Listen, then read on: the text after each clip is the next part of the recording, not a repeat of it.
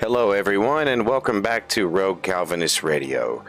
I'm your host, Rogue Calvinist, and tonight we're going to be discussing one of my favorite topics. As you may know, we've been on quite a long break, finishing up the last semester of school.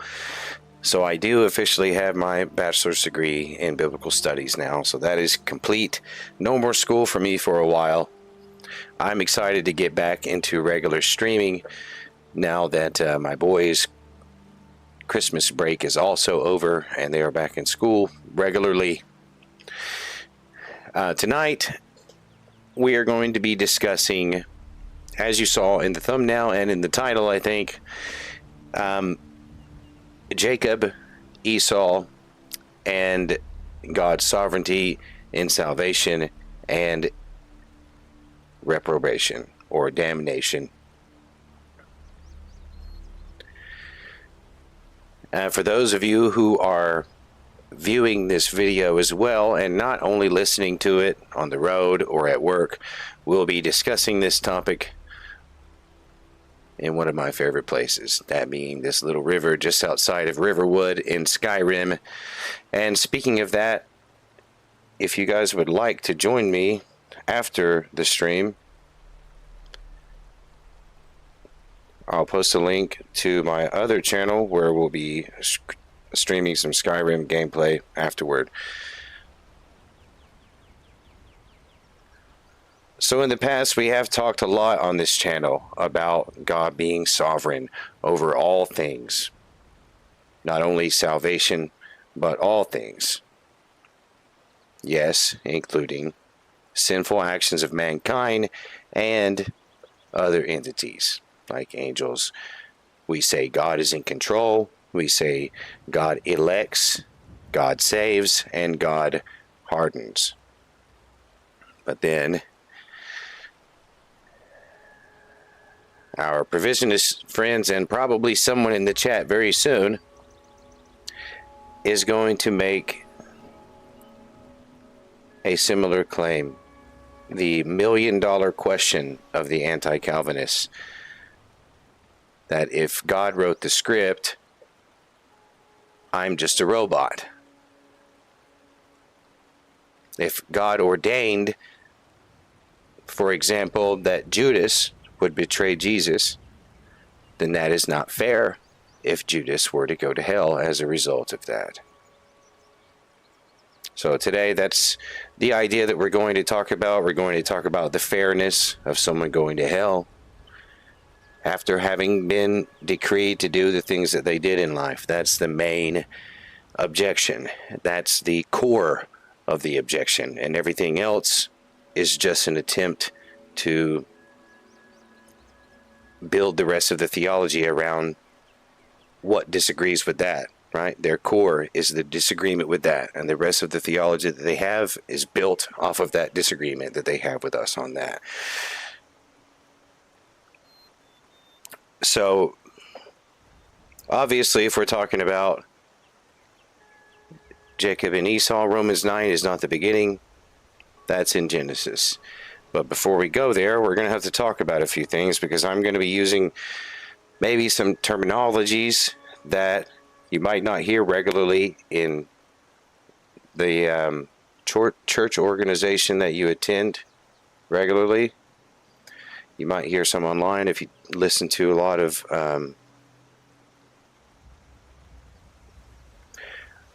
online people, but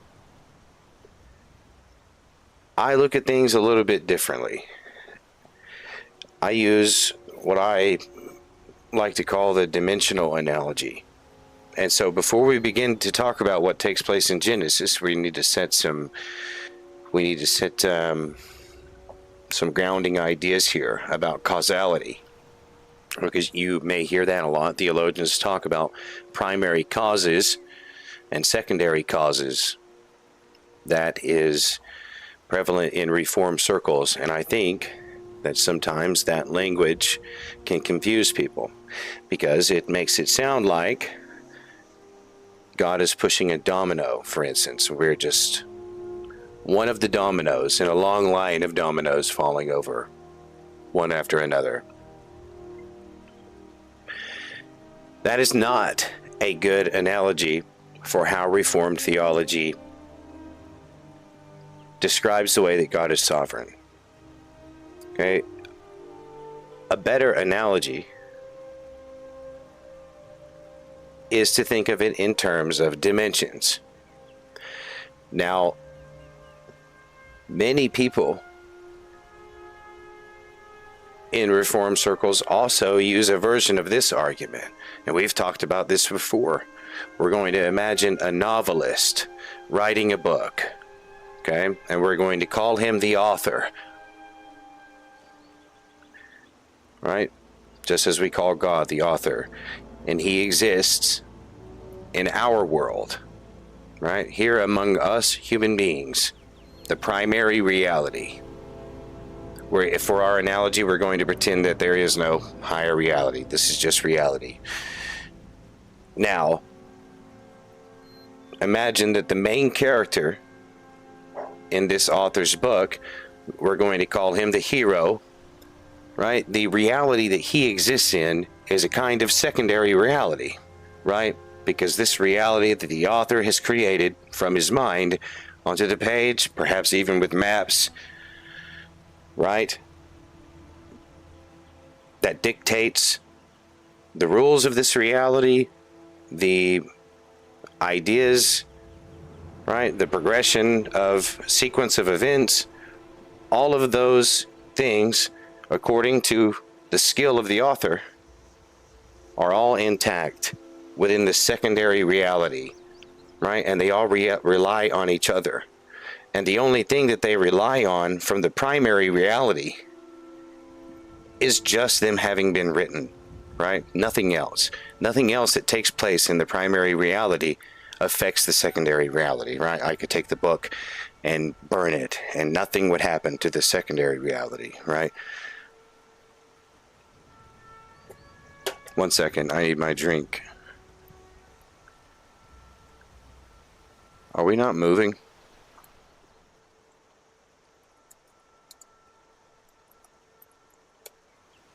Okay, there we go. Sorry about that. I need a drink.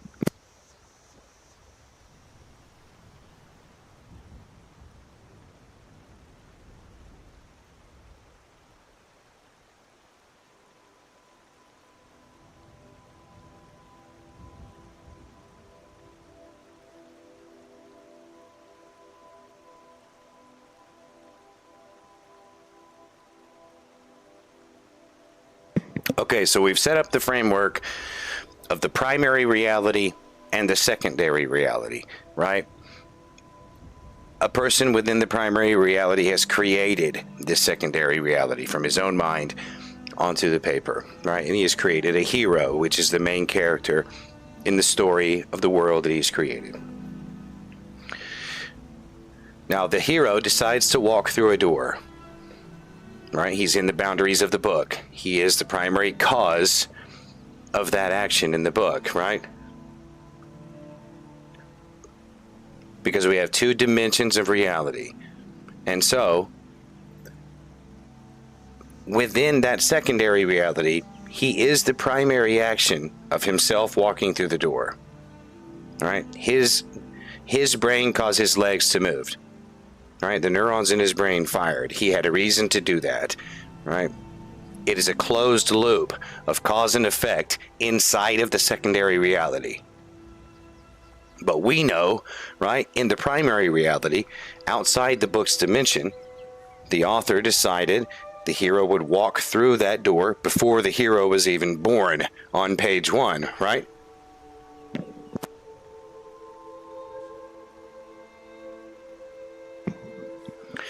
And so this is how we reconcile sovereignty and responsibility.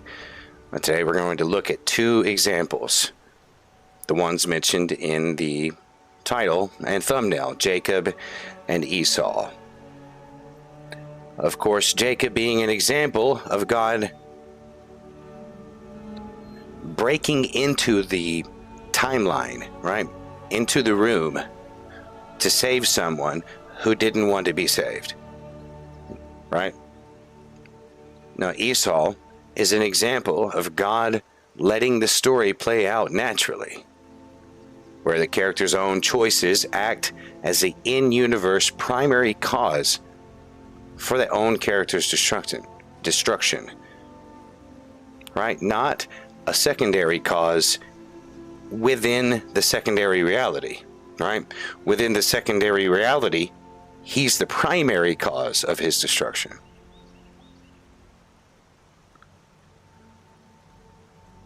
That's where the responsibility comes from, right? The primary cause within the secondary reality gets the responsibility. That's the one that gets judged for the action, right? We're going to start with the one that everyone loves, right? The thing that everyone loves about God, salvation, right? The Jacob scenario. And so, well, in Romans 9, Paul writes, though they were not yet born and had done nothing, either good or bad, in order that God's purpose of election might stand, right? Not of works, but of him who calls. She was told, the older will serve the younger, as it is written, Jacob I have loved, but Esau I have hated. Give me 1 second, I'll be right back.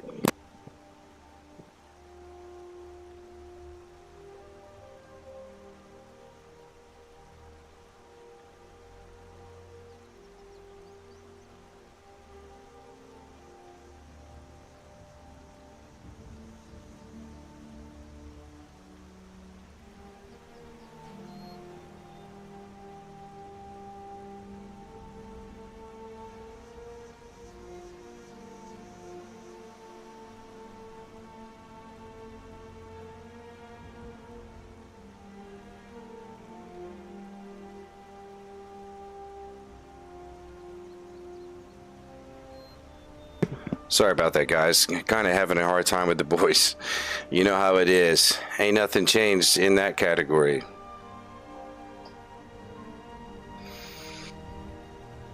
Okay, and so basically, when we look at Jacob, we're not seeing a picture perfect, like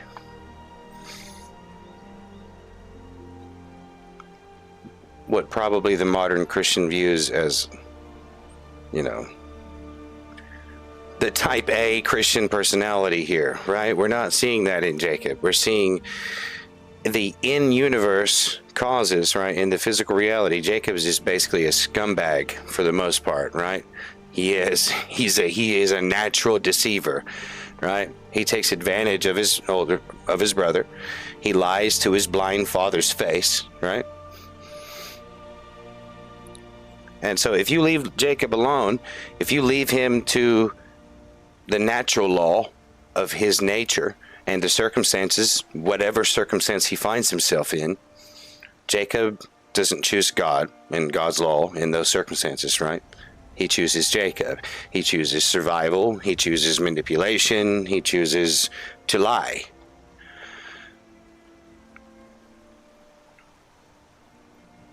And so, how does Jacob get saved from that? How does he become the father of Israel? Right? It requires an intrusion into the dimension, right? The dimension has to change. Something has to change in that secondary reality from the author, right? God, the author, outside of his dimension of time and space, right, in this primary reality, reaches into the page, right? The grace of God is supernatural. Salvation is supernatural, despite what the provisionists might be teaching you guys out there. Right? It's not natural. It's not like a natural process of, hey, I choose to be a Christian. Okay. You're saved now, right? It's a supernatural process that's taking place in the spirit realm, right? The river of Jacob's heart was flowing directly toward hell, and God violently dammed up the river and redirected it.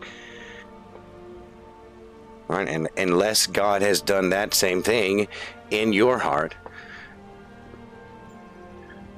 then you know nothing of salvation. So when we talk about salvation, we're talking about God overruling the secondary cause, right? Which is his secondary cause, right? In his reality that he's created, but in that reality, it's the primary cause. He overrules that primary cause of that reality, right? Jacob's will, his free, so to speak, will, is saying, I want to deceive, right? God's will is saying, I want to bless him. Because God is the primary cause from a higher dimension, he rewrites Jacob's heart, right? He has the ability to do that.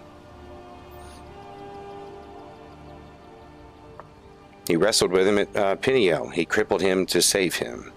Jacob is the example of God saving an undeserving person by direct intervention.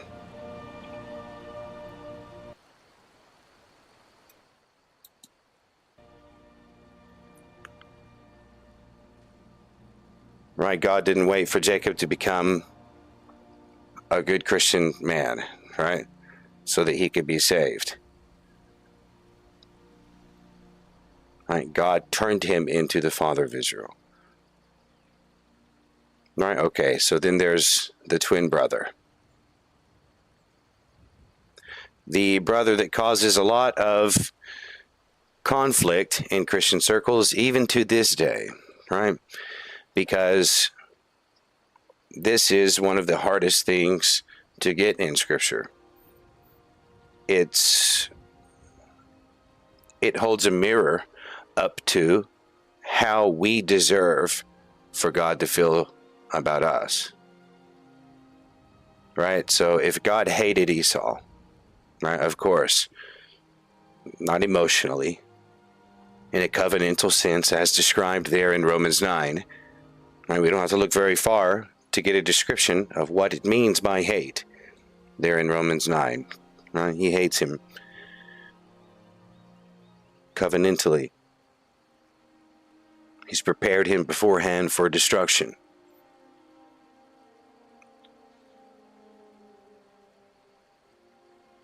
In the Jacob story, God intervenes against Jacob's nature to save him, right? But in the Esau story, God simply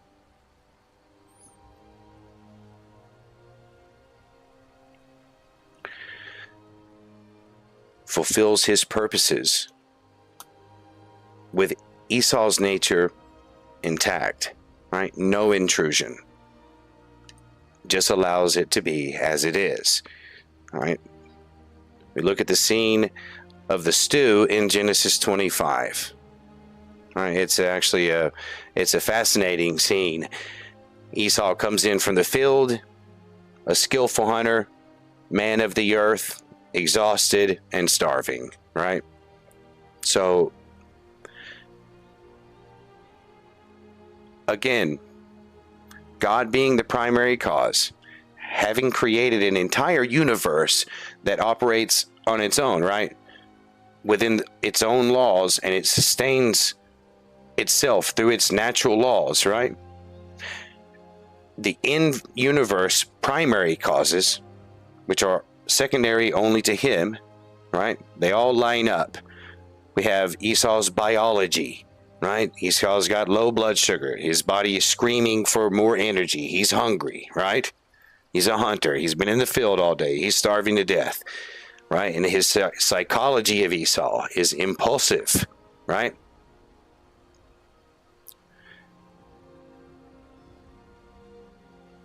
Esau lives in the moment.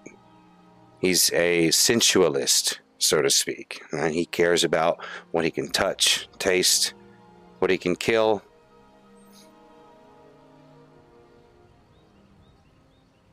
The circumstance he comes upon, being an impulsive person who is hungry, he comes upon the circumstance of Jacob cooking red stew, right? So God didn't have to send an angel down to pry Esau's mouth open and force him to eat stew, right? God didn't have to mind control Esau. All God had to do from his dimension outside of time was arrange the stage. Do we believe as Christians that it is God that is arranging our stage? Is that us that's arranging the stage? Is it Satan that's arranging the stage? Who's arranging the stage in your theology? Right? All God had to do, ordaining, right, the famine that made game scarce, right? God ordained the DNA that made Esau impulsive. God ordained the timing of Jacob cooking the stew. And then God took his hands off, right?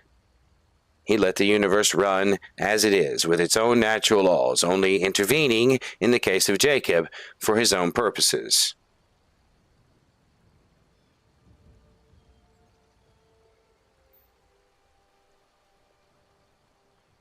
Esau looks at the stew, right? He looks at his birthright, a spiritual promise that obviously he can't see, but it's in his mind there. It's in his mind, but he's a sensualist, right? And his mind's not good enough. He can see the stew.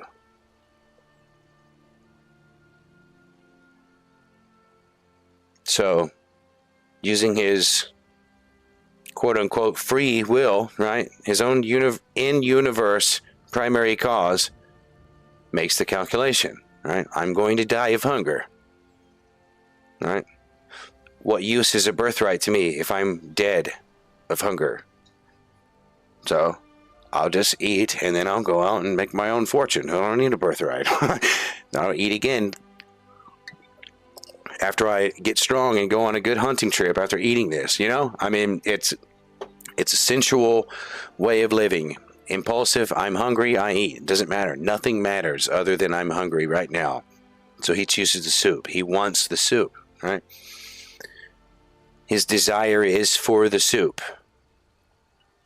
And that's the primary cause of his downfall within the boundaries of that physical universe, right? That's where the judgment comes, right? That's what gets judged. God doesn't judge himself. That's silly, right? God doesn't judge himself, the primary cause within the primary reality for Jacob's desire that overruled his birthright, right? That's preposterous. So the judgment comes from the primary cause in universe.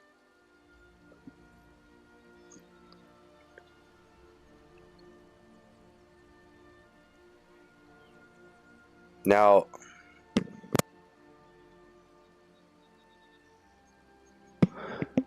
obviously, this is the problem with this is the problem everyone has, right?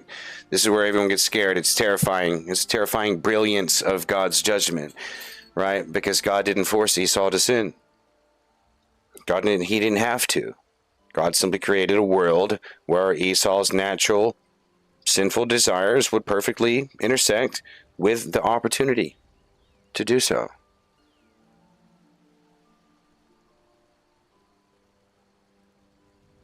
Esau is 100% responsible because he did exactly what he wanted to do. God's 100% sovereign because he wrote the story where Esau would want to do it. And just because God wrote that story that said Esau would want to do it, that doesn't make Esau's desire any less genuine. They are now genuine primary causal desires within that secondary universe. So, right, we have the two pictures. Jacob, saved against his natural will. Esau, damned by his natural will. His creaturely will, if you will. So,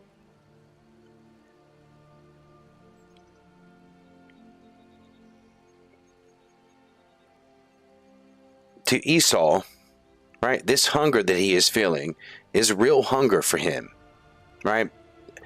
That's the biggest point I want to try to make in this dimensional analogy, is that, right, Esau does not feel, and no one does, unless you're just you know, you have really reached the place where you pray without ceasing all day, every day. No one is like, oh man, God ordained me to be hungry right now. Goodness gracious. I hope that God ordained some food to be somewhere near me so that I can eat it. I'm sure he did. I know how he is. You know, that's not how anyone is, right? If people feel hunger, right? Your hunger is the primary cause of you being hungry. Your biological need to eat is the primary cause of you being hungry, right? In here in this universe. And though it is true that God did ordain you to be hungry in that moment, not magically, not spontaneously hungry, it makes sense, right? When's the last time you ate, right?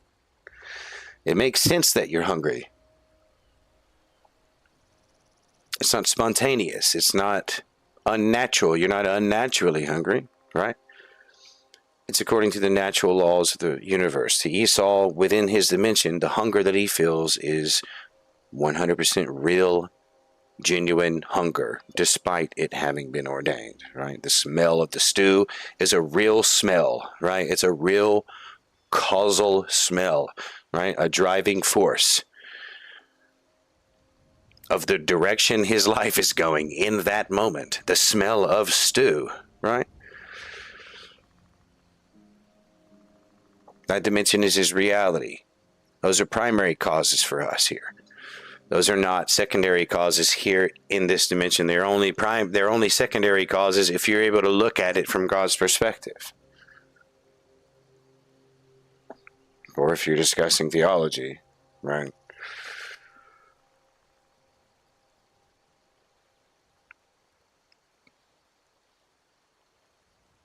Because God is acting from a different plane of existence, right?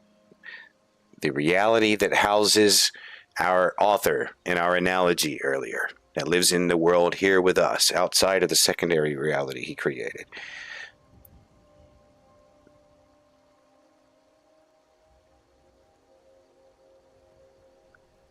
And from that plane of existence, God has a different purpose for the things that are taking place within the secondary reality. Right? Esau's purpose for eating the stew is to fill his belly. It's easy, right? God's purpose for Esau eating the stew was to ensure the messianic line went through Jacob, leading to Christ, leading to the cross, leading to your salvation, hopefully, if you believe what I'm saying regarding Christ and the cross, that is. God used Esau's gluttony, right? That's not a good thing. You can be patient if you're hungry, right? Just a little while. You can go grab something to eat. Save your birthright, at least, right? That's gluttony, right? He used that to secure the lineage of Jesus.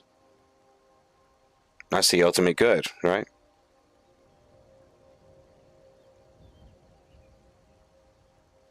Joseph says it best in Genesis 50. You meant evil against me, but God meant it for good.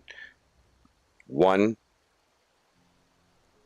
the secondary cause from God's perspective, but the primary cause from the perspective of the secondary universe, meant it for evil, right? But the primary cause from the primary universe meant it for good.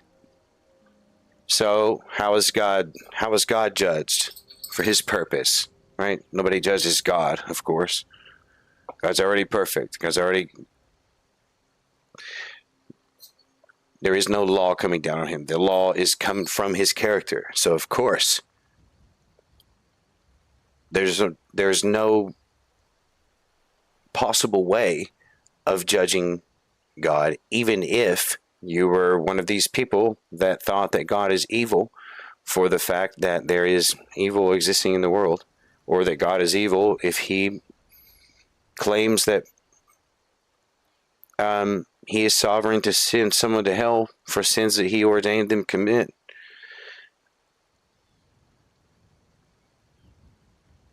right? So we have one event. We have one event taking place in reality. Esau eating stew, right? That's one event. But we have two intentions.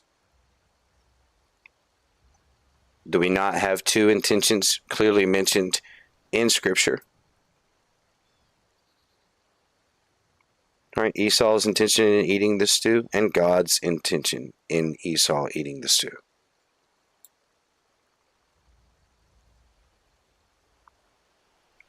Right? The in-universe primary intention was evil. Right? The extra-dimensional primary intention was redemption.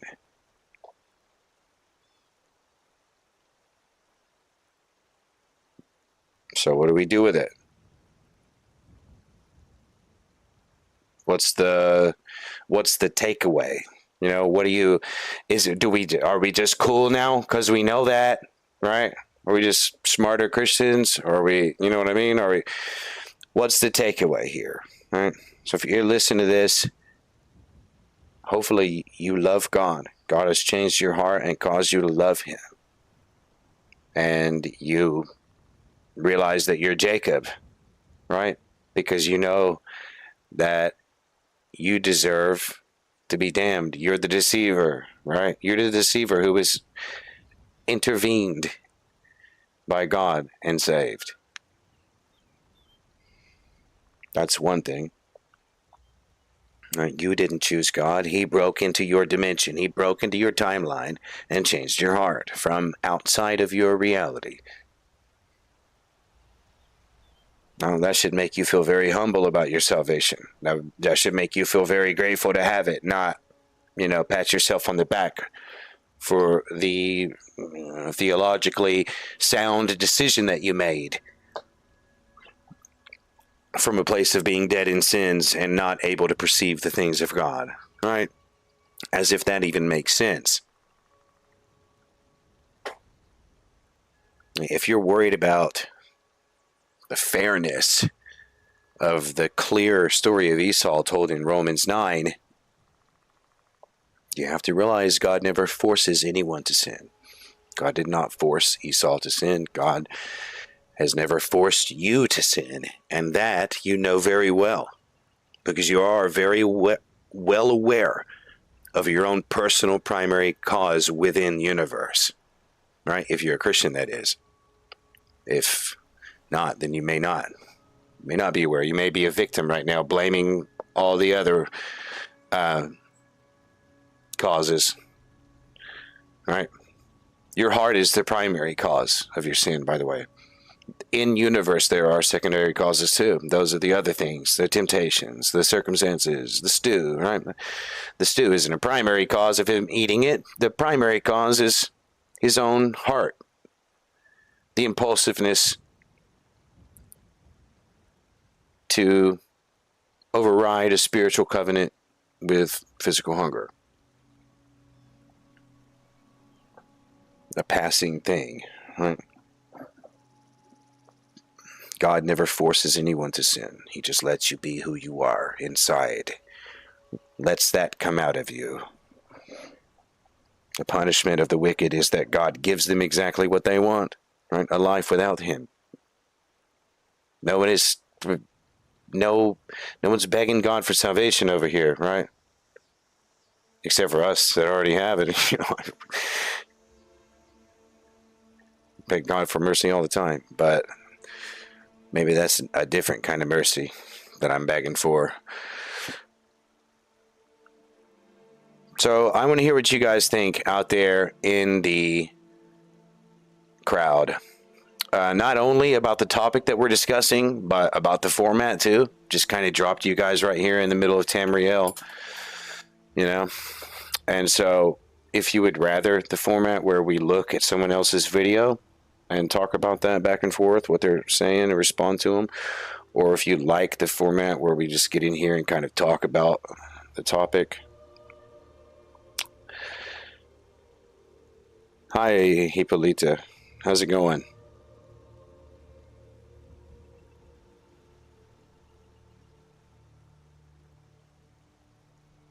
Are you the last one in here right now? Well, it's okay. We have a little bit of a small crowd, but I I held everybody off for a while. I had to, but it's not my fault. The boys were going crazy in there. I had a hard time getting them down. But I definitely want to hear what you guys think about the topic. Amen, Hippolyta. I love the sovereignty of God. It's one of my favorite topics. It really is, because it's just, it's got to be, it's one of those topics that's inexhaustible. You could never possibly exhaust it. Just try right now to consider all of the secondary causes related to anything.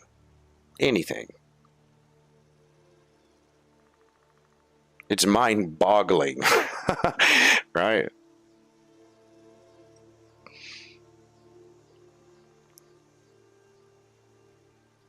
Consider are you holding a drink in your hand? Consider all the secondary causes that went into you holding that very specific drink that's in your hand.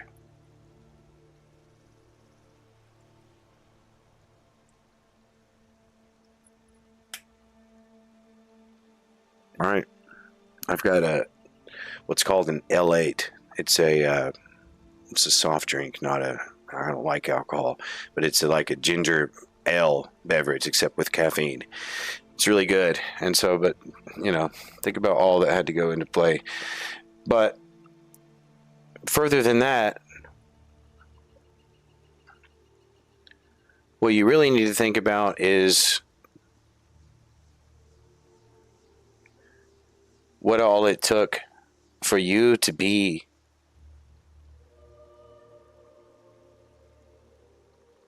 not only who you are, where you are, in every circumstance, and having come across your salvation in whatever way you came across it.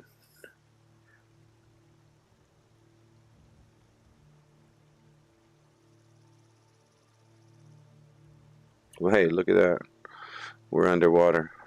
Let's go back up.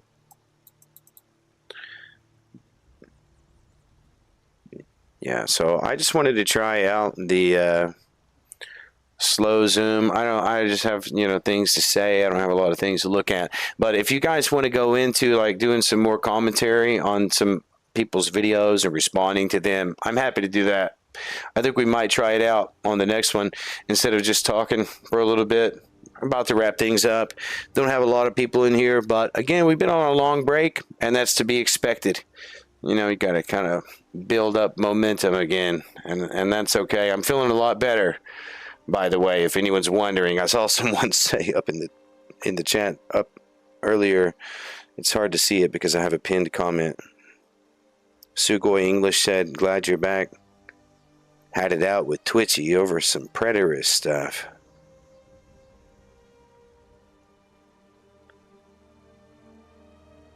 Assumes a lot and strong man's things.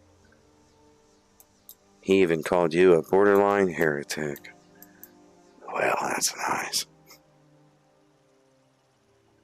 That's just very nice, isn't it? Hey, that's okay. Okay, guys. Hey, like I said, very soon I'm going to be jumping on my other channel and doing live Skyrim gameplay over there. So the link is in the top. If you want to jump over there, I'm going to be starting. I know it says 10 on it, but I'm going to take a short break over here, go to the restroom, and I'm just going to start that stream up early. So head on over there if you like Skyrim, and we'll be just talking about the game over there. But all right. Thanks for joining me. I hope you enjoyed the discussion. Leave a comment down below about the format and what kind of things you'd like to see